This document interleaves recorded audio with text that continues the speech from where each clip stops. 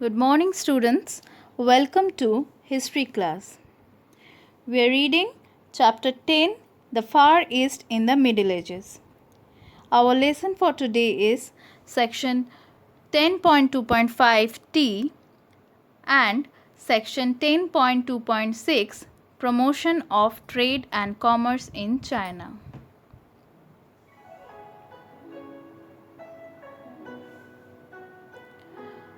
What is this? I'm sure all of you know what is this. Yes, this is a cup of tea. In the early days, tea used to be consumed as a medicinal beverage. Tribes in the northwestern regions of China boiled the tea until all the flavor and nutrients were extracted. The resulting tea was bitter and definitely not for pleasure. Instead, tea was seen as a practical drink that prevents one from different ailments and keeps one warm. But tea became more than just that during the Tang dynasty. Cultivation, production, and trade flourished during this time. As a result, tea drinking surged in popularity. You could not go anywhere in the capital of Shangyan without seeing tea. At the imperial court, in the monasteries, on the street, everywhere. Everyone drinks tea. Monks, poets, and even the common people. Now the question is, why tea became popular during the Tang dynasty? There are several factors that allowed tea to go mass market. First of all, the Tang dynasty was a relatively peaceful period. Emperors such as Taizong and Gaozong not only practiced the art of war but had plenty of time to practice the art of tea. But it wasn't only the emperors who loved tea. With the backing of the monks and famous poets such as Liu Yu, it was just a matter of time for common people to start appreciating tea. Now let us know something about Liu Yu and his creation, the classic of tea. During the heyday of Tang dynasty, Liu Yu, the poet, grew up in a temple with a tea-loving adopter. Eventually, he traveled through all the tea regions and met many masters of his time. All the knowledge and experience he gained eventually led to his life's work known as the Classic of Tea or Tea Classic or Cha Jing.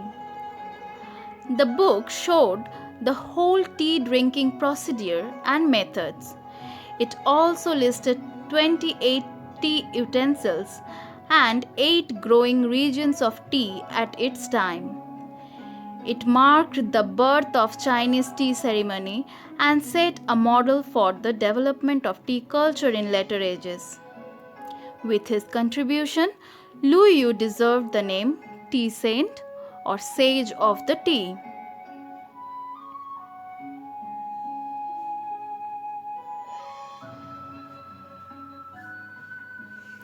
The Tang dynasty provided great conditions for the development of tea culture, as tea drinking spread from the southern parts of China towards the north.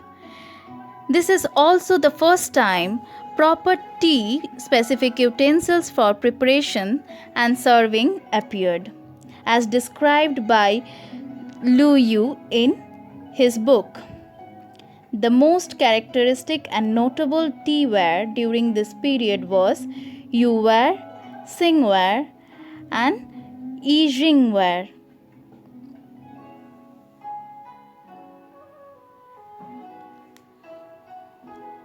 Now let us know something about the trade and commerce during the Tang period.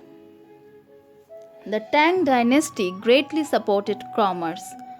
Trade routes were established internally and with neighboring countries like India.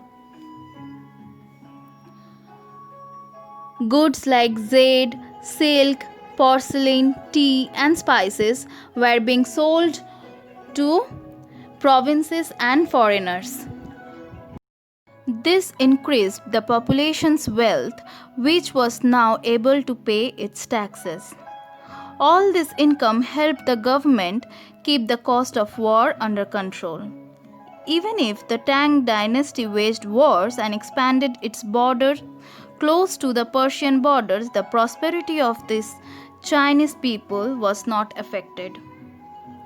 Another important thing that we must remember while discussing about trade and commerce of Tang period is that it was Tang dynasty who reopened the Silk Route in 639 AD after securing the stability and safety of the route through conquest of hostile neighboring states along the route. During this time, long distance trade did not just transport goods and luxuries, it also a lifeline of ideas and innovations from Persia, India, and the countries of Middle East and Central Asia. So these are the different goods which were being traded during that time. Porcelain, silk, different varieties of teas, jade, and spices.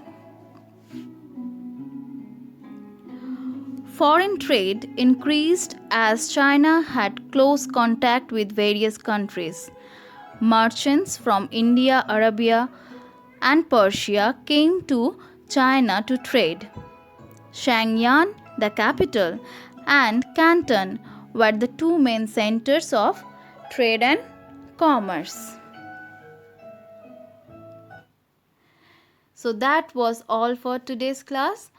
I hope you liked it. Now it's your time to read these sections from your book and see whether you are having any problem in understanding or not. If you have any query, you can send your query at the given mail address. Thank you.